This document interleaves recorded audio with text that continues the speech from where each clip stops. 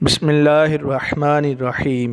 ایک صاحب کا معمول تھا کہ وہ قبرستان میں آ کر بیٹھ جاتے اور جب بھی کوئی جنازہ آتا اس کی نماز پڑھتے اور شام کے وقت قبرستان کے دروازے پر کھڑے ہو کر اس طرح دعائیں دیتے کہ اے قبر والو، خدا تم کو انس عطا کرے، تمہاری غربت پر رحم کرے، تمہارے گناہ معاف فرمائے اور نیکیاں قبول کرے۔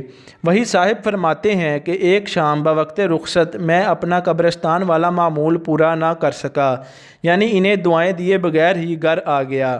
میرے خواب میں ایک کثیر مخلوق آ گئی۔ میں نے ان سے پوچھا کہ آپ لوگ کون ہیں اور کیوں آئے ہیں؟ بولے ہم قبرستان والے ہیں، آپ نے عادت کر لی تھی کہ گھر آتے وقت ہم کو ہدیہ دیتے تھے اور آج نہ دیا۔